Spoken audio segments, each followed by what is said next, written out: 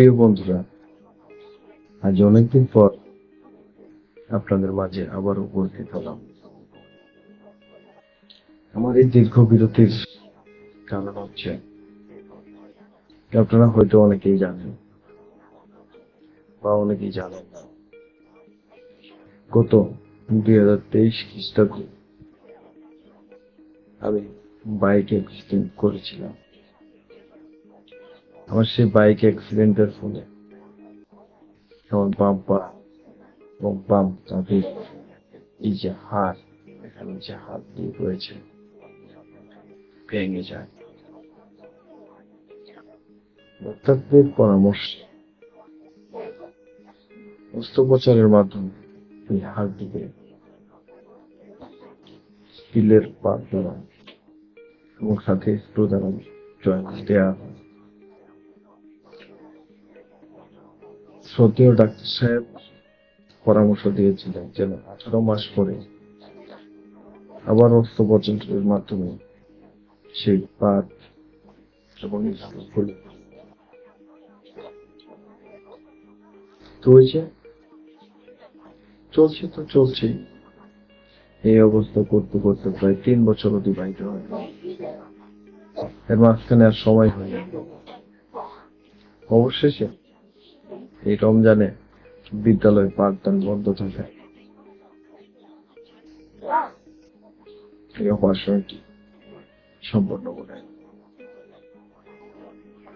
অস্ত্রোপচার অনেক কষ্টের, কঠিন। যার দেহে অস্ত্রোপচার হয়নি, মহান আল্লাহর কাছে প্রার্থনা করি যেন তার দেহে অস্ত্রোপচারের কোনো প্রয়োজন না হয়। যে কঠিন, যে কষ্ট, যে বেদনাদায়ক, যে পীড়াদায়ক, যে করেছে সেই জানে। আপনারা দোয়া করবেন আমার জন্য, আমি যেন অতি তাড়াতাড়ি সুস্থ হয়ে যাই। আমি অতি তাড়াতাড়ি আবার নিয়মিত আপলোডের যে ভিডিও আমাকে পৃথিবীর বিভিন্ন দেশ এবং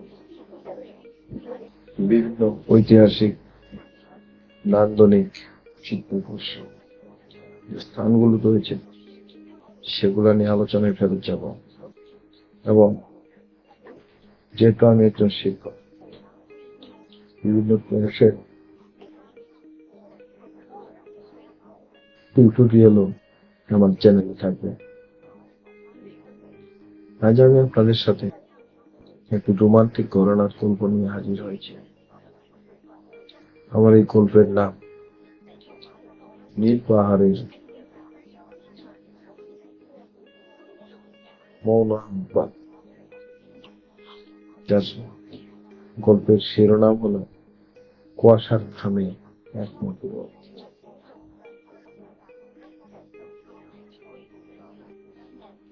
চলুন বন্ধুরা, গল্পটি শুরু করি। যদি ভালো লাগে তবে অবশ্যই আমার চ্যানেলটিকে সাবস্ক্রাইব করবেন এবং লাইক বাটন দিয়ে পাশে থাকবেন। অবশ্যই আপনাদের মতামত কভার চান। চলুন শুরু করছি। কালিম্পং স্টেশন আজ সকাল থেকে এক অদ্ভুত ধূসর চাদরে। উত্তরে হাওয়া যখন পায়ের পরের ভেতর দিয়ে যায়, তখন এক দীর্ঘ শ্বাসের মতো শব্দ হয়। অর্ণব তার কটেজের বারান্দায় দাঁড়িয়ে কফির মগে চুমুক দিচ্ছিল। ধোয়া উঠল কফির গ্রান, আর পাহাড়ের হিমেল হাওয়ায় তার ক্লান্ত স্নায়ুগুলো কিছুটা শিথিল করার চেষ্টা করছে। 5 বছর ধরে সে কেবল কোডিং, ডেডলাইন, ক্লায়েন্ট মিটিং এর গোলক ধাঁধায় ঘুরে মরেছে। বেঙ্গালুরের সেই শীতাতপ নিয়ন্ত্রিত কাচের দালানগুলো তাকে অর্থ দিয়েছে ঠিকই, কিন্তু কেড়ে নিয়েছে তার রাতের ঘুম, তার মনের শান্তি। কটেজটির নাম স্মৃতির, যার মালিক বৃদ্ধ তামাং দম্পতি তাকে খুব স্নেহ করে। তামাং দাদু সকালে এসে লিখেছেন, বাবু, আজ হাওয়াটা একটু খামখেয়ালি, দূরে কোথাও যেও না।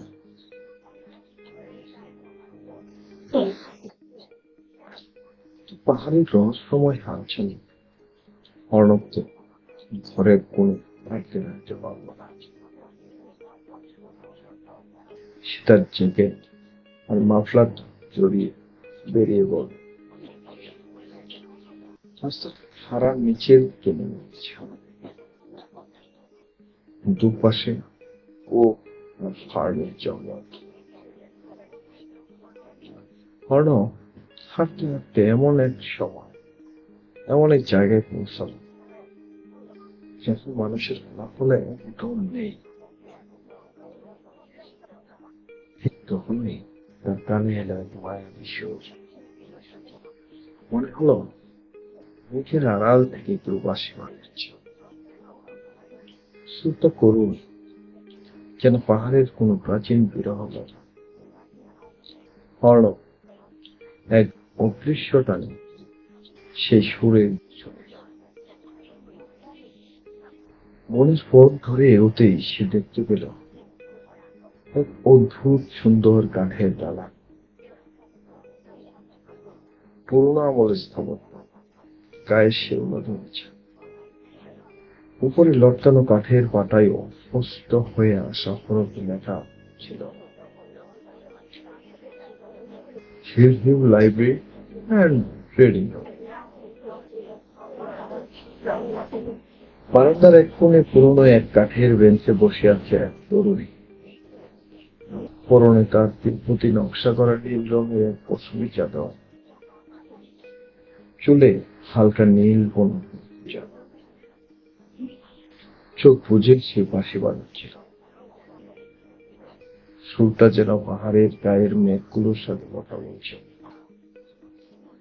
অর্ণবের পায়ের নিচে পড়ে থাকা শুকনো পাতার মচমচ শব্দ সুরটা হঠাৎ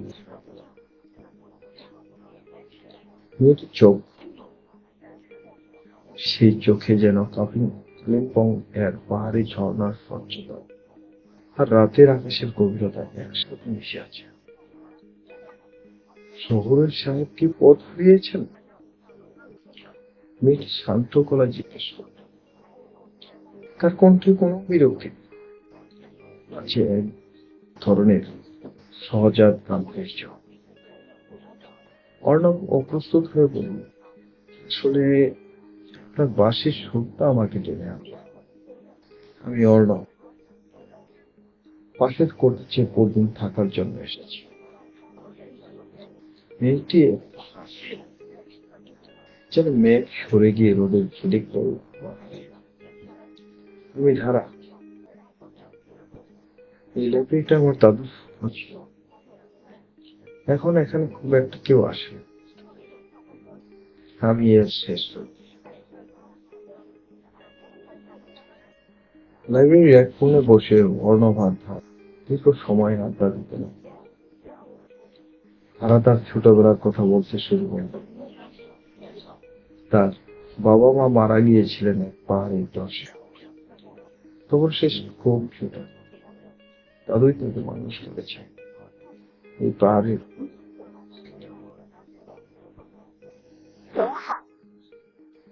দাদু ছিলেন এককালের শিক্ষক, বই পাগল মানুষ। তারা বলল, জানেন অর্ণব, ছোটবেলায় আমি যখন কাঁদতাম, দাদু আমাকে এই বারান্দায় বসে বাঁশি শোনাতেন। বলতেন, পাহাড়েরা আসলে আমাদের কথা শোনে। যখন আমাদের মন খারাপ হয়, মেঘেরা এসে আমাদের জড়িয়ে ধরে। দাদু চলে যাওয়ার পর এই বইগুলোই আমার আত্মীয় হন। অর্ণব মুগ্ধ হয়ে শুনছিল। সে জানালো তার ছোটবেলার কথা। কংক্রিটের জঙ্গলে বড় হয় এক ছেলের পরিবার, যার আকাশ মানে ছিল শুধু দালানের ফাঁক দিয়ে আসা এক চিত্র। ভিন্ন জগৎ, খোঁজ কোথাও একটা একাকিত্বের সুর তাতে বেঁধে গেল। পরের কয়েকটা দিন অর্ণবের কাছে স্বপ্নের মতো কাটল। প্রতিদিন বিকেলে 4টে বাজলে সে পৌঁছে যেত লাইব্রেরিতে। তারা তাকে পাহাড়ি আদা আর এলাচ দেওয়া চা বানিয়ে খাওয়াত। তারা পাহাড়ের বারান্দায় বসে সূর্যাস্ত দেখত। অর্ণব একদিন আলমারি পরিষ্কার করতে গিয়ে খুঁজে পেল রবি ঠাকুরের শেষের কবিতা। বইটা খুলতেই ভেতর থেকে বেরিয়ে এলো পুরো নীল কাগজ আর একটি শুকনো গোলা। চিরকুটে লেখা, পাহাড়ের মেঘেরা কথা বলে, যদি শোনার মতো কেউ থাকে। অর্ণব চিরকুটটা ধারাকে দেখালো। তারা সেটা হাতে নিয়ে অনেকক্ষণ নীরব হয়ে রইল। তার চোখ ভিজে এলো। জানেন অর্ণব, এটা আমার দাদুর লেখা শেষ কথা। আপনি এসেছেন বলে আজ এই চিরকুটটা আবার ফোন পেল। দাদু ঠিকই বলতেন, পাহাড় কাউকে খালি হাতে ফেরায় না। অর্ণব সেদিন অনুভব করল, ধারার প্রতি তার অনুভূতি কেবল ভালো লাগার মাঝে সীমাবদ্ধ নেই। এই মেয়েটি তার ভেতরে এমন এক ছন্দ তৈরি করেছে, যা সে বছরের পর বছর তন্নে হয়ে উঠছে। ছুটি শেষ হওয়ার ঠিক 2 দিন আগে পাহাড়ে এক ভয়াবহ দুর্যোগ নেমে এলো। সকাল থেকে মুষলধারে বৃষ্টি, আর সেই সাথে কান বজ্রপাত। অর্ণব তাবাং দাদুর বারণ উপেক্ষা করে বৃষ্টির মাঝে বেরিয়ে কাদা পাথরে ছিল। যখন সে লাইব্রেরির কাছে পৌঁছল, দেখলো বারান্দার এক অংশ ভেঙে পড়েছে। ভেতরে আলো নেই। তারা তারা অর্ণব চিৎকার করে ডাকল। সে দেখতে পেল তারা লাইব্রেরির এক কোণে গলিশোটি মেরে বসে আছে তার প্রিয় পাশিটা মুখে জড়িয়ে ধরে। সে কাঁপছে। অর্ণব তাকে জড়িয়ে ধরে।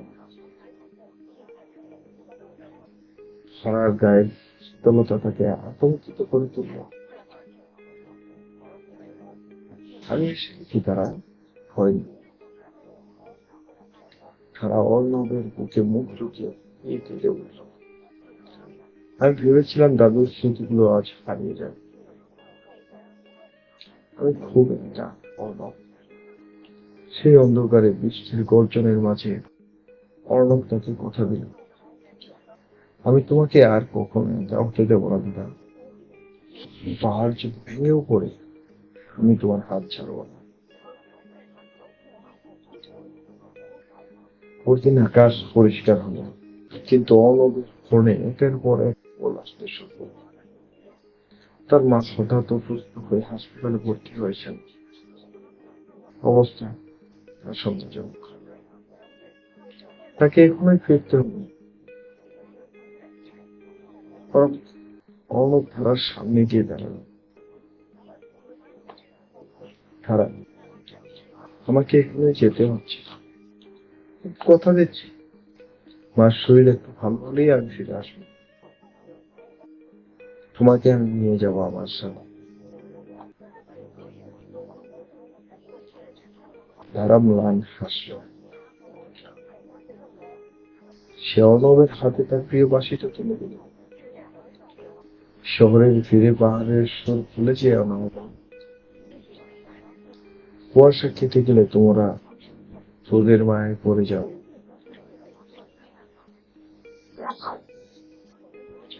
পাহাড়ের এই মেঘেদের কথা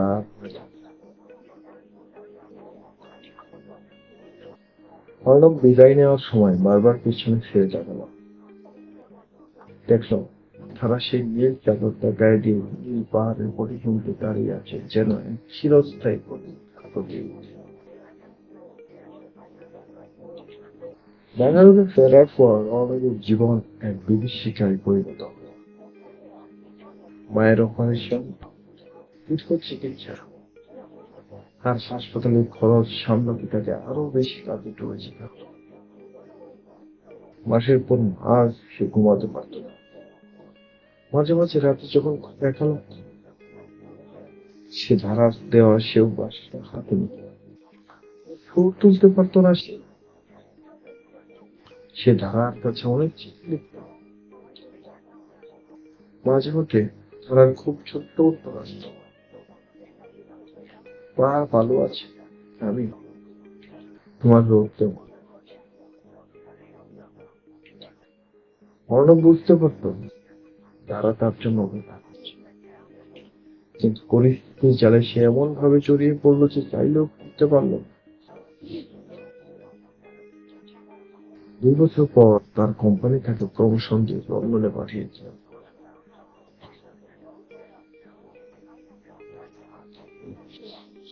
লন্ডনের শীতের রাতগুলো ছিল ভীষণ কষ্ট। বাইরে যখন সাদা বরফ পড়ত, অর্ণবের মনে হতো সে কালিম্পং এর কুয়াশার মাঝে হারিয়ে গেছে। সে ডায়েরিতে লিপি দিত, কিন্তু কোনোটা বাঁধানো হতো না। সে ভাবত তারা এখন কি করছে, সেই লাইব্রেরিটা কি ঝড়ে টিকে আছে। লন্ডনে একদিন অর্ণবের শুধু দেখা হলো মায়া নামের এক বাঙালি মেয়ে। মায়া অর্ণবকে পছন্দ, কিন্তু অর্ণব মায়ের মাঝে শুধু ধারার প্রতি ভালোবাসত।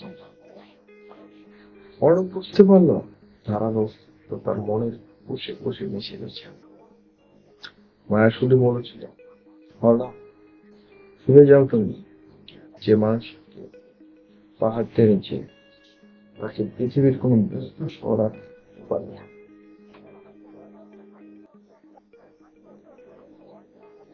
5 বছর কেটে গেছে। অর্ণব এখন অনেক অনেক বিত্তবান, কিন্তু তার হৃদয়ের এক কোণে এক মরুভূমির মতো সর হয়ে আছে। সে হঠাৎ অনুভব করলো সে যা করছিল তা এই টাকার পাহাড়ে নেই। সে তখন এই ইস্তফা পত্র লেখে। সে আবার সেই কালিম্পং এর মাঝে পা রাখল। ট্যাক্সি নিয়ে সরাসরি সেই পুরনো পথে রওনা দিল। তার বুকের ভেতরটা দুরু দুরু করছে। কিন্তু নেমেই সে দেখল লাইব্রেরিটা আর নেই। সামনে একটা আধুনিক ক্যাফে, রিসোর্ট রয়েছে। অরণ্য পায়ে মানুষ সরে গেল। সে হতাশ হয়ে পাশের এক দোকানদারকে জিজ্ঞেস করল, এখানে একটা পুরনো লাইব্রেরি ছিল, ধারা নামের একটা মেয়ে, তারা কোথায়? দোকানদার বলল, লাইব্রেরিটা জুড়ে ভেঙে গিয়েছিল বাবু।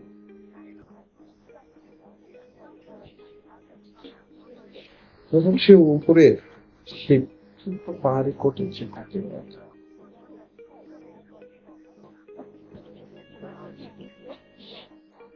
বড় পাহাড়ি ফাঁক বেয়ে উঠে উঠতে লাগলো।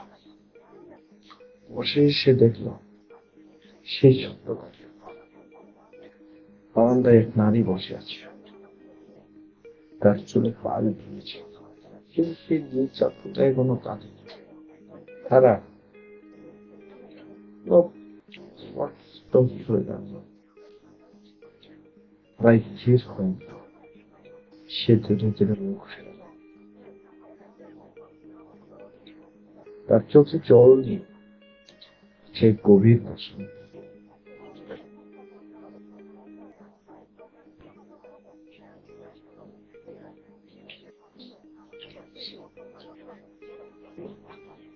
তো দেরি করে ফেললে অন্য রোদ উঠতে তো এত সময় লাগে না।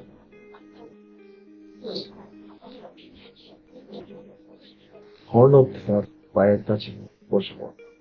সে তো ডায়েরি সে 5 বছর আগে মির্চের কোট পথ হারিয়ে ফেলেছিলাম। আমার আসল আলো তো তোমার হচ্ছে।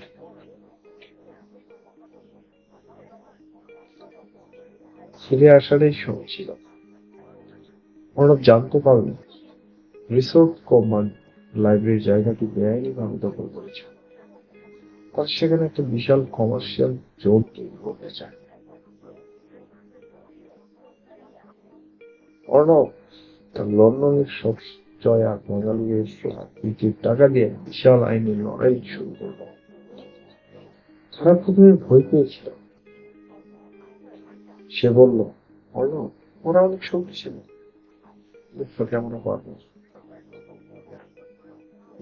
অর্ণব দৃঢ় সুরে বলল, পাহাড় আমাদের সত্যি। মাটি থেকে আমি দাদুর স্মৃতি সহজ করব। শহরের বড় বড় উকিল আর স্থানীয় পঞ্চায়েতের সাথে দীর্ঘ তাল বাহানোর পর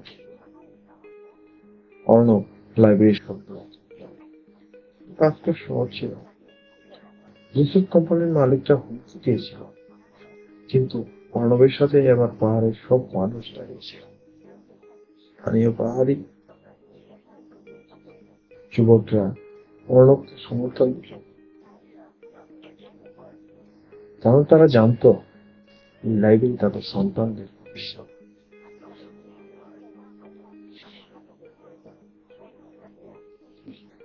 লাইব্রেরি ফিরে পাওয়ার পর অর্ণব সিদ্ধান্ত নিল সে আর শহর। সে লাইব্রেরির পাশে কটেজ তৈরি শুরু করলো, যেখানে সে আর তারা সারা জীবন থাকবে। লাইব্রেরি পুনর্গঠনের কাজে সে স্থানীয় কারিগরদের নিয়োগ করলো। তারা নিজে বইগুলো তুলেছিল, আবার বর্ণাঢ্য কমিক ভাবে সাজাতে লাগলো। অর্ণব লক্ষ্য করলো কাঠের চাপে তারার শরীরের উপর বেশ দখল দিচ্ছে। সে তাকে নিয়ে কালিম্পং এর সেরা ডাক্তারের কাছে গেল। ডাক্তার জানালেন অতিরিক্ত পরিশ্রম আর পাহাড়ের ঠান্ডায় তারা শ্বাসকষ্টের সমস্যা হয়েছে। অর্ণব আরো সচেতন হয়ে উঠল। সে করেছে হিটিং সিস্টেমের ব্যবস্থা করলো এবং তারা ডায়েটের দিকে কড়া নজর দিল। এই সেবা আর যত্নের মাঝে তারা খুঁজে পেল হারানো নির্ভরতা।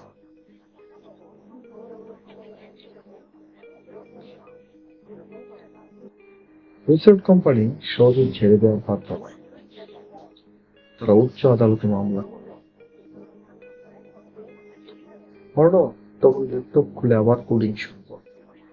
তবে এবার ফ্রিল্যান্সিং নয়, সে অ্যাপ তৈরি করলো যেখানে কালিম্পং আর স্থানীয় মানুষের অভাব অভিযোগ সরাসরি প্রশাসনের কাছে পৌঁছানো। এই অ্যাপের জনপ্রিয়তা অর্ণবকে পাহাড়ের মানুষের কাছে হিরো বানিয়ে দিল। আদালতে শুনানির দিন কালিম্পং থেকে শত শত মানুষ গ্যাংটক, শিলিগুড়ি আদালতে ভিড় করে। তারা সবাই তারার দাদুর অবদানের কথা জানত। বিচারক যখন রায় দিলেন যে লাইব্রেরি হেরিটেজ প্রপার্টি এবং এতে কোনো বাণিজ্যিক কাজে ব্যবহার করা যাবে না, তখন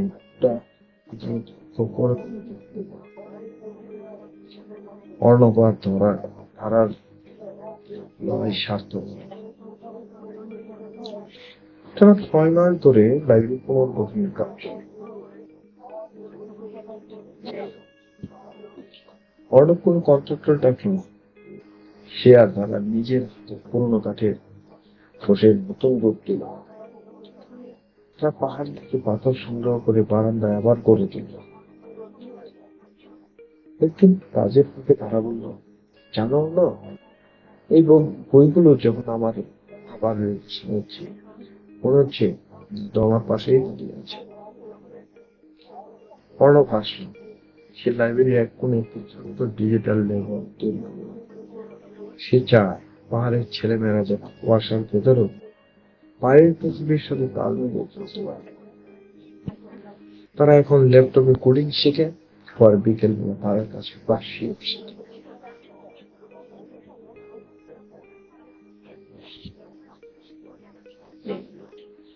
লাইব্রেরি উদ্বোধনের দিন সারা কালিম্পং যেন উৎসবের মতো। তামাং দাদু নিজে এসে ছুটে আসে।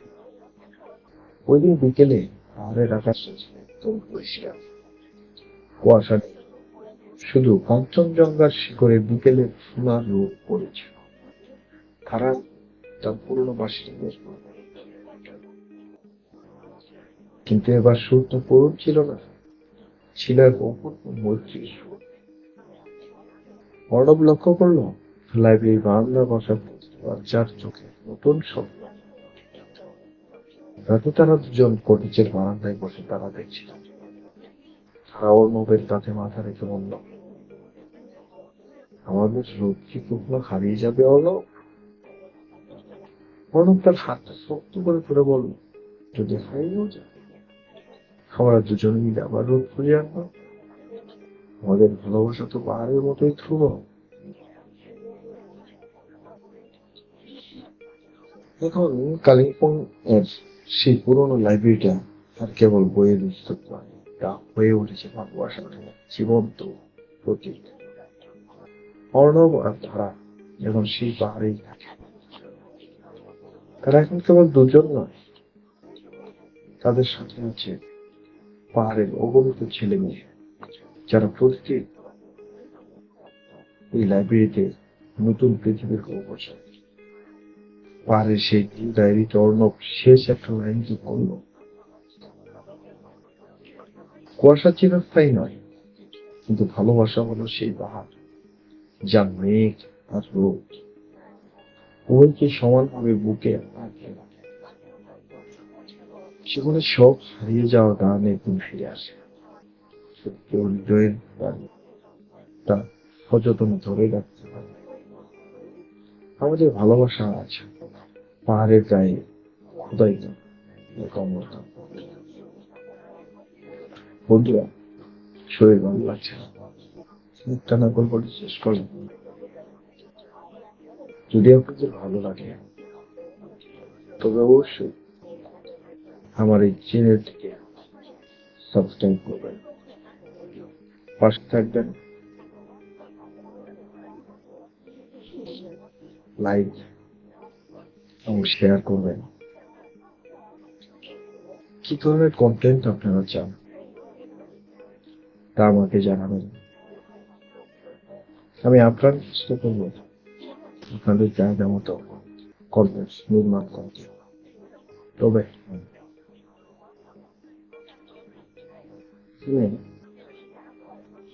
যা পাবেন তা অবশ্যই আপনাদের জন্য শিক্ষণীয় বিষয়গুলোই থাকবে।